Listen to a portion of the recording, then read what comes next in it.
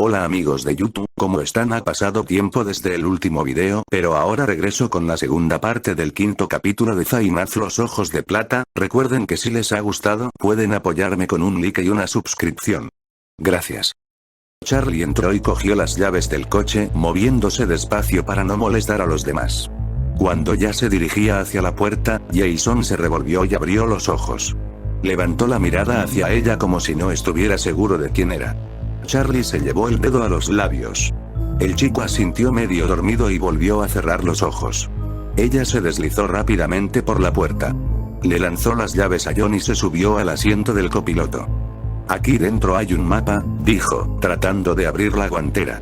El mapa se cayó, junto con un montón de calentadores de manos y raciones de alimentos de emergencia. Tu tía ataca de nuevo. John sonrió. Charlie sostuvo el mapa a pocos centímetros de la cara. New Harmony estaba cerca, a más o menos media hora en coche. ¿Podrás guiarme?, le preguntó él. Sí, capitán. Al salir del aparcamiento, gira a la izquierda. Gracias, contestó con ironía. Atravesaron el pueblo y salieron por el otro lado. A medida que avanzaban, las casas cada vez estaban más separadas.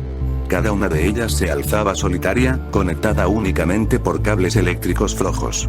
Charlie observaba que los postes de teléfonos se repetían de manera hipnótica como si fueran a continuar para siempre, y entonces parpadeaba y rompía el encantamiento.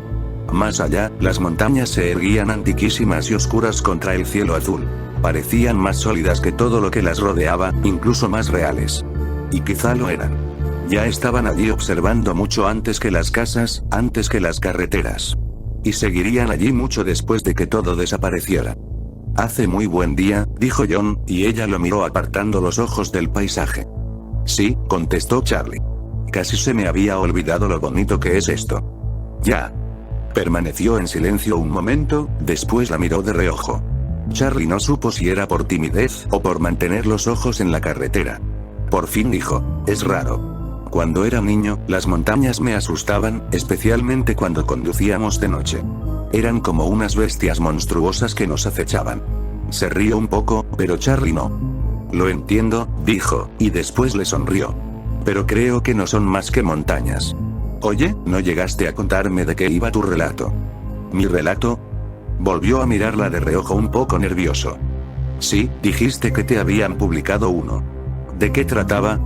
Bueno, fue en una pequeña revista local, nada más, dijo, todavía algo reacio. Charlie esperó, y por fin continuó. Se titula La casita amarilla. Trata sobre un niño de 10 años cuyos padres discuten sin cesar, y él tiene miedo de que se divorcien. Se pelean. El niño les oye decirse cosas terribles el uno al otro. Se esconde en su cuarto con la puerta cerrada, pero sigue oyéndolos. Así que empieza a mirar por la ventana, a la casa de enfrente. Las cortinas están abiertas lo suficiente para que pueda echar un vistazo al interior. Observa a la familia ir y venir por la casa, y empieza a inventarse historias sobre ellos, se imagina quiénes son y qué hacen, y con el tiempo comienzan a resultarle más reales que su propia familia.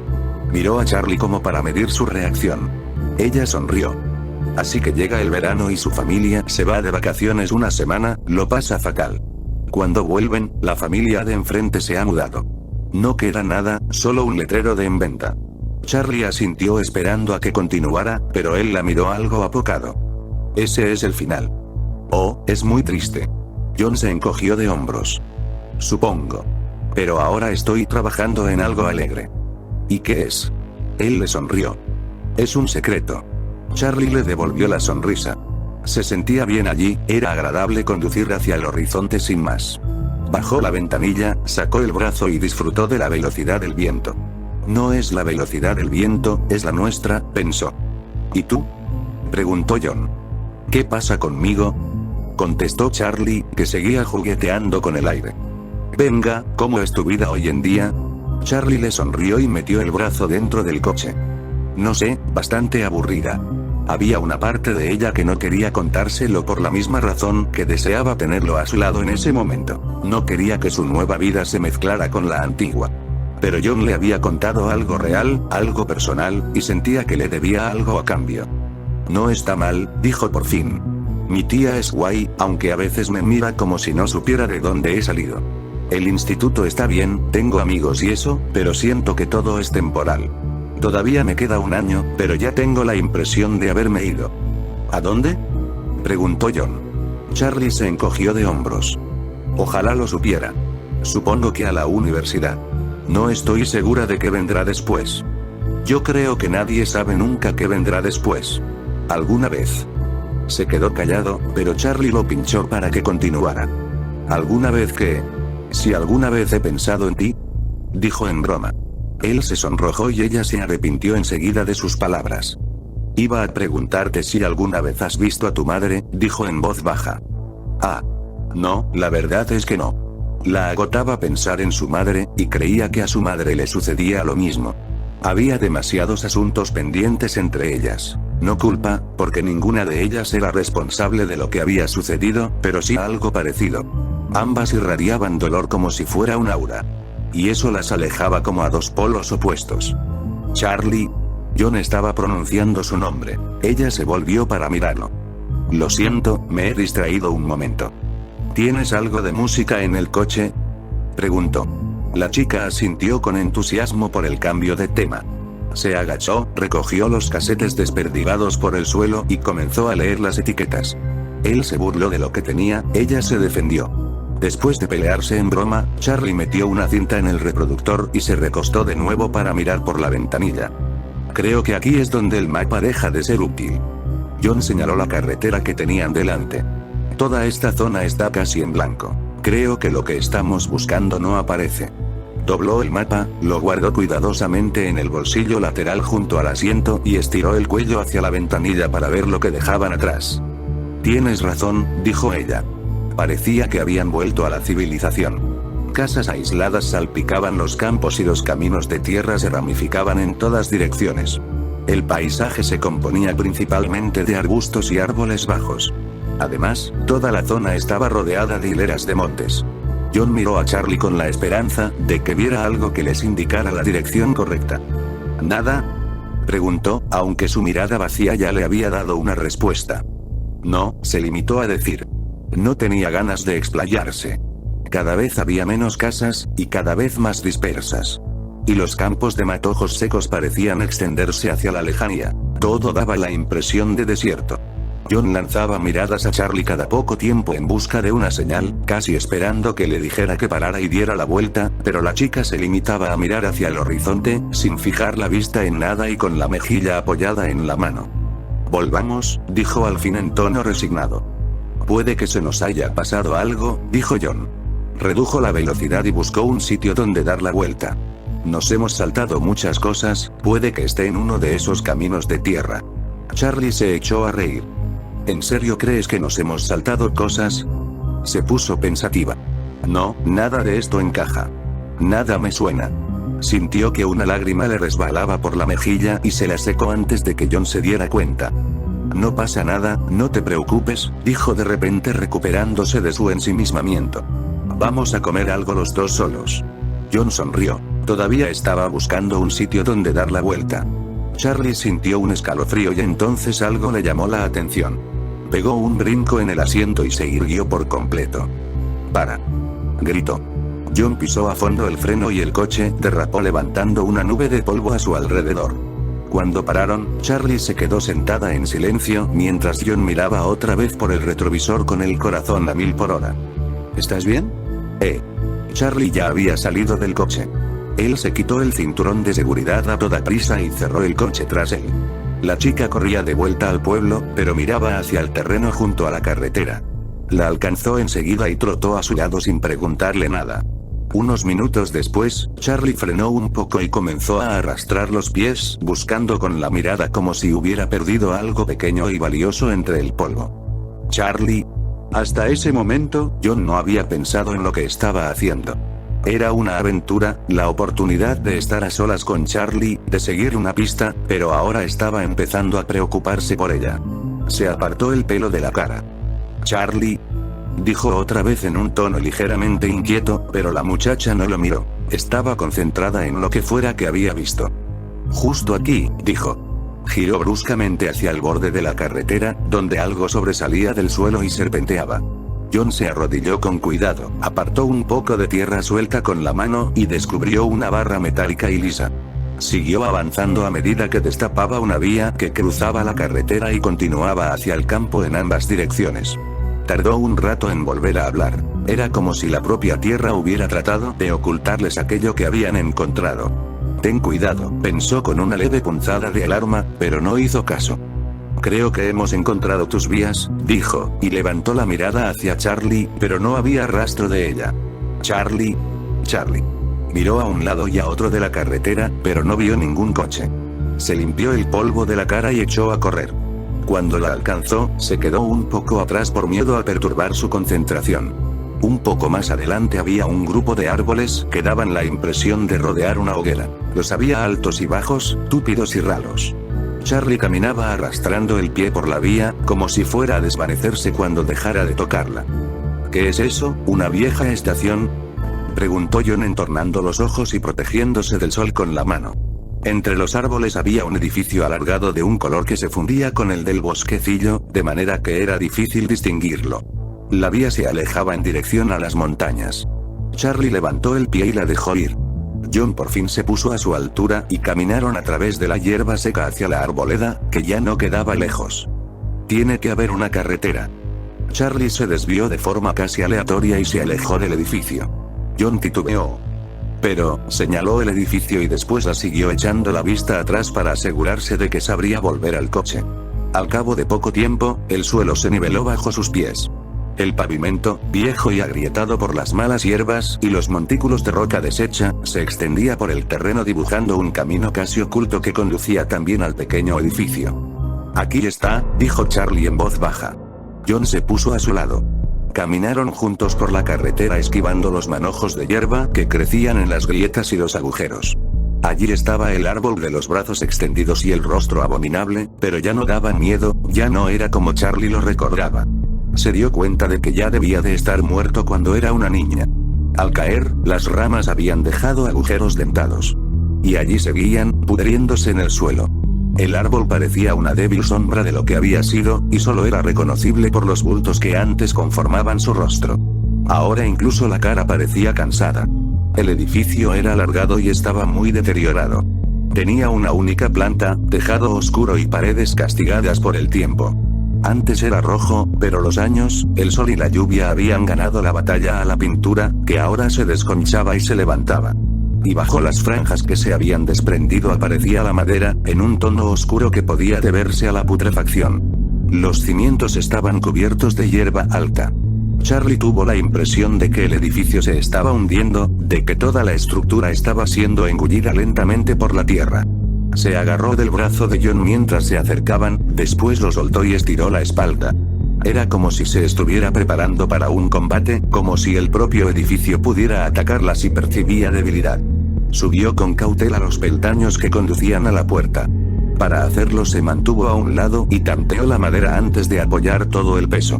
Los escalones aguantaron, pero había zonas blandas y astilladas en el centro que no quiso probar. John no la siguió de inmediato porque algo casi oculto en la hierba atrajo su atención. Charlie. Lo levantó. Era un letrero de metal maltrecho con las palabras Fredbear's Family Diner pintadas en rojo. Charlie sonrió con suavidad. Pues claro que es aquí. He llegado a casa. John subió la escalera tras ella y dejó el letrero junto a la entrada. Cruzaron el umbral. La puerta se abrió con facilidad. La luz entraba a raudales por todas las ventanas y revelaba la decadencia del local. A diferencia de Freddy's, ese lugar sí se había vaciado. Los suelos de madera parecían intactos, pero el tiempo los había deformado.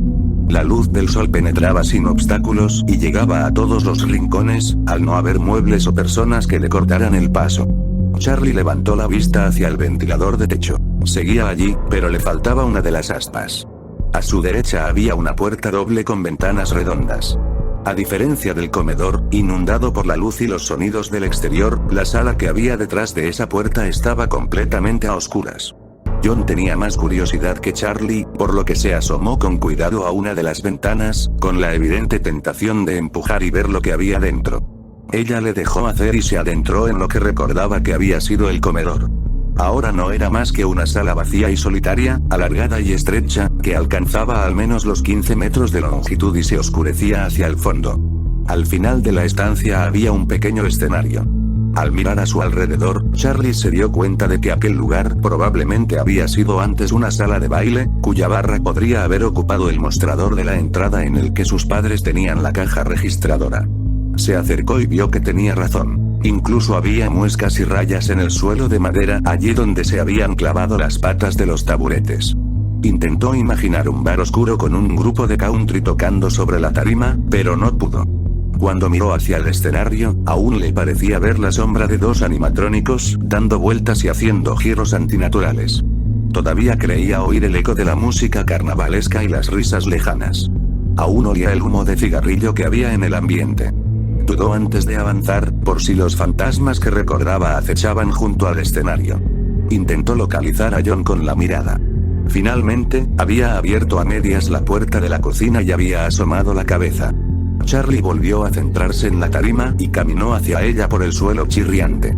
El mínimo ruido resultaba ensordecedor, acompañado por los débiles silbidos del viento colándose por las rendijas de las ventanas y las paredes. De la pared colgaban tiras de papel pintado que se habían despegado, inertes hasta que un soplo de aire las levantaba. Entonces ondeaban como dedos delgados que señalaban a Charlie a medida que avanzaba. Se quedó a los pies del escenario y estudió el suelo cuidadosamente en busca de rastros de lo que podría haber estado allí antes. Lo único que quedaba eran agujeros allí donde habían estado los tornillos. Las esquinas estaban ennegrecidas y en ellas se veían las marcas que habían dejado los cables y las bobinas en la madera. No queda nada. Giró bruscamente la cabeza hacia el rincón de la derecha. Había otra puerta. Pues claro que hay otra puerta. Por eso estás aquí. Permaneció quieta mirándola, pero aún no estaba lista para tocarla. Un miedo extraño e irracional se apoderó de ella, como si de allí pudieran salir arañas o monstruos. La puerta estaba entornada. Charlie se volvió para mirar de nuevo a John, sin saber si debía continuar sin él. Como si la hubiera oído llamarlo, se asomó desde dentro de la cocina con los ojos muy abiertos. Todo esto da un poco de miedo. Era evidente que estaba disfrutando como un niño en una casa encantada. ¿Puedes venir conmigo? Su súplica le sorprendió. A un tiempo se mostró complacido y molesto, ya que estaba disfrutando de su propia aventura al otro lado del edificio. 2 segundos, prometió, y volvió a desaparecer. Ella puso un gesto impaciente, decepcionada. Aunque no la sorprendía que su curiosidad infantil tuviera prioridad. Apoyó el dorso de la mano en la puerta de madera envejecida y la empujó suavemente, preparándose para lo que pudiera encontrar dentro. Esperara lo que esperara encontrar allí, no había acertado. Se trataba de un armario que se adentraba en la oscuridad unos 2 o 3 metros hacia su izquierda. Había unas barras horizontales en la pared de las que en su día habían colgado perchas. Las siluetas cuadradas grabadas en el polvo le hicieron pensar en cajas, quizás altavoces. Abrió la puerta por completo para que entrara la mayor cantidad de luz posible. Mientras avanzaba pasó la mano por la pared. Aunque ya no había nada, sentía la tela pesada, los abrigos y los jerseys colgados. No. Eran disfraces. Los disfraces se guardaban allí, en la oscuridad, ocultando sus colores, pero permitiendo que cualquier mejilla o mano los acariciara. Las palmas y los dedos acolchados con goma se balanceaban de un lado a otro. Los reflejos de los ojos falsos brillaban a más altura. Charlie llegó al final y se dio la vuelta para mirar hacia el otro lado. Se agachó contemplando el espacio vacío. Todavía sentía los disfraces colgando a su alrededor. Había alguien más en el armario con ella, en cuclillas a su misma altura. Era su amigo, el niño pequeño. Mi hermano pequeño. Estaban jugando y escondiéndose juntos, como siempre. Esta vez era distinto. El niño pequeño miró de pronto hacia la puerta, como si les hubieran pillado haciendo algo que no debían. Charlie también levantó la mirada. Había una figura en la puerta. Parecía que uno de los disfraces se mantenía en pie por sí solo, pero no se movía, de manera que Charlie no estaba segura de qué estaba viendo. Era el conejo color mostaza que tanto les gustaba, pero no estaba bailando ni cantando. Se limitó a quedarse allí y a mirarlos fijamente sin parpadear. Comenzaron a sentir vergüenza bajo su mirada. El niño hizo una mueca y gimió. Charlie le pellizcó el brazo, ya que su instinto le decía que no debían llorar. Los ojos demasiado humanos del conejo miraban a uno y a otro con gravedad, como si los estuviera midiendo y analizando en un sentido que Charlie no comprendía. Parecía estar a punto de tomar una decisión trascendental. La niña veía sus ojos humanos, y el terror la paralizó. También sentía el miedo de su hermano, un miedo que reverberaba entre ambos y que crecía al ser compartido. No podían moverse, no podían gritar. Finalmente, la criatura dentro del gastado y parcheado traje de conejo amarillo extendió los brazos hacia el chico. Hubo un instante, un único instante en que los niños seguían abrazados, pero el conejo los separó de un tirón, se llevó el niño al pecho y huyó. A partir de ese momento, el recuerdo se fragmentaba en gritos penetrantes e implacables, no de su hermano, sino suyos. La gente se acercó veloz a ayudar y su padre la cogió en brazos, pero nada la consolaba. Gritaba sin cesar, cada vez más alto. Charlie despertó de su ensoñación con aquel sonido agudo y doloroso todavía en los oídos. Estaba agachada en silencio. John estaba en la puerta sin atreverse a interrumpir. No recordaba mucho de lo que había sucedido después, todo estaba oscuro. Las imágenes y los datos eran un amasijo borroso que había reconstruido tiempo más tarde, algunas cosas que podía haber recordado y otras que quizás había imaginado. Jamás había vuelto al restaurante. Sabía que sus padres lo habían cerrado de inmediato. Entonces se mudaron a la casa nueva y su madre se marchó poco después. Charlie no recordaba que se hubiera despedido, aunque sabía que lo había hecho. No se habría marchado sin decir adiós, pero era una de las muchas cosas que se habían perdido en la bruma del tiempo y el dolor. Se acordaba de la primera vez que había estado en el umbral del taller de su padre, el primer día que habían estado solos para todo. Era el día en que empezó a construirle un juguete mecánico, un perrito que movía la cabeza de un lado a otro. Charlie sonrió cuando lo vio terminado, y su padre la miró como la miraría el resto de sus días. Como si la quisiera más que a la propia vida, pero como si ese amor lo entristeciera de una forma insoportable. Incluso entonces, ella sabía que algo vital había muerto en su interior, algo que nunca podría reparar. A veces parecía atravesarla con la mirada como si no la viera, a pesar de estar justo delante de él. Su padre no volvió a pronunciar el nombre de su hermano, así que Charlie aprendió a no decirlo tampoco, por si hacerlo los devolvía a ambos a aquella época y los desestabilizaba. Se despertaba por las mañanas y buscaba al niño, porque había olvidado en sueños que ya no estaba. Cuando se volvía hacia donde solía estar y no veía más que sus peluches, se echaba a llorar, pero no decía su nombre. Tenía miedo incluso de pensar en él. Intentó apartar una y otra vez ese recuerdo hasta que de verdad lo olvidó, pero en el fondo lo recordaba. Sandy. Se oyó un ruido sordo y grave que se acercaba como un tren. Charlie se quedó pasmada. ¿Un tren? Miró a su alrededor con los ojos muy abiertos. Estaba desorientada, no sabía si estaba en el presente o en el pasado. No pasa nada. No creo que sea cerca de aquí. Puede que no sea más que un camión grande. John cogió a Charlie del brazo y la ayudó a levantarse.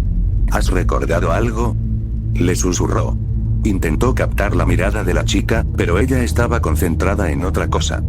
Muchísimo. Charlie se llevó la mano a la boca con la mirada clavada en la oscuridad, como si todavía estuviera viendo la escena. La mano de John apoyada en su brazo era como un ancla. Se aferró a ella. Esto es real. Esto es el presente, pensó, y se volvió hacia él presa de una profunda gratitud porque estuviera allí, a su lado. Hundió la cara en el pecho del chico como si su cuerpo pudiera protegerla de lo que había visto y se echó a llorar. John la abrazó con fuerza y con una mano le acarició cuidadosamente el pelo. Se quedaron así largo rato. Al final, Charlie se calmó y recuperó la respiración profunda y regular. John la soltó. En cuanto lo hizo, ella se echó hacia atrás al ser consciente de pronto de lo cerca que habían estado. Las manos de John seguían suspendidas en el aire donde antes estaba Charlie. Después de un momento de sorpresa, bajó una y con la otra se rascó la cabeza. Bueno, esperaba que una respuesta llenara el silencio. Un conejo, dijo Charlie tranquilamente mirando hacia la puerta. La voz se le agravó, porque seguía teniendo la imagen fresca. Un conejo amarillo. Estoy casi seguro de que el oso que vi la noche que desapareció Michael también era amarillo. Pensaba que habías dicho que era como los demás, dijo Charlie. Eso pensaba. La primera noche que nos vimos, cuando todo el mundo dijo que Freddy era marrón, simplemente pensé que lo recordaba mal. La verdad es que no tengo recuerdos muy claros de aquella época, ¿sabes? Ni siquiera recuerdo de qué color era mi casa. Pero entonces tú también dijiste que era amarillo. Sí, eran amarillos, asintió. Era la respuesta que él esperaba. Creo que los animales de aquí y el que vi en Freddy's están relacionados. Y el que se llevó a mi hermano, pensó Charlie. Echó un último vistazo al lugar. Volvamos, dijo. Quiero salir de aquí. Vale, contestó John. Cuando se dirigieron a la puerta, un pequeño objeto atrajo la atención de Charlie, que lo recogió. Era una pieza de metal retorcida. Mientras John la observaba de cerca, la enderezó y la soltó para que se retorciera de nuevo con un sonoro zap, como un látigo. John dio un brinco. ¿Qué es eso?, preguntó recuperando la compostura. No estoy segura, contestó, pero se lo metió en el bolsillo. El chico la miró como si quisiera decirle algo. Vámonos, dijo Charlie. Comenzaron a caminar de vuelta al coche. Sammy, y 10 años después Michael y los demás niños, claro que está relacionado, pensó Charlie. Las casualidades existen, pero no cuando se trata de asesinatos. ¿Puedes conducir otra vez?, le preguntó a John después de un largo silencio. El único sonido hasta entonces había sido el de sus zapatos pisando la hierba seca. Sí, claro. John consiguió dar la vuelta al coche en el reducido espacio y Charlie se apoyó contra la ventana con los ojos ya medio cerrados. Contempló los árboles que pasaban volando fuera y sintió que se adormecía. El objeto de metal del bolsillo se le clavaba en la pierna y la mantenía despierta, así que lo recolocó pensando en la primera vez que había visto uno de esos. Estaba sentada con Sammy en el restaurante, antes de que abriera. Estaban bajo una ventana, iluminados por un haz de luz polvoriento. Se entretenían con algún juego inventado que ya no recordaba y su padre se acercó sonriente. Tenía algo que enseñarles. Sostuvo en el aire la pieza de metal retorcido y les enseñó cómo se abría. Después dejó que se cerrara de golpe. Ambos chillaron sorprendidos para después echarse a reír y aplaudir. Su padre lo repitió. «Podría arrancaros la nariz», exclamó, y volvieron a reírse, pero entonces se puso muy serio. «Lo digo de verdad. Quiero que sepáis cómo funcionan estos resortes, porque son muy peligrosos y no quiero que os acerquéis a ellos. Por eso nunca hay que tocar los disfraces de los animales. Es muy fácil activar estas piezas si no sabéis lo que estás haciendo, y podríais haceros daño. Es como tocar los fogones». «¿Hay que tocar los fogones?». Ambos negaron con la cabeza más solemnes de lo que correspondía a su edad. «Bien. Porque quiero que los dos crezcáis con la nariz entera», exclamó, y los levantó a los dos, uno en cada brazo, para darles vueltas mientras se reían.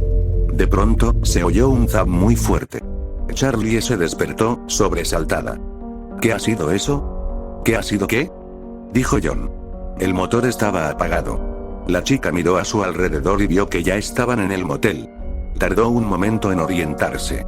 Finalmente, esbozó una sonrisa forzada. «Gracias por conducir». «¿Con qué estabas soñando?», preguntó John. «Parecías feliz».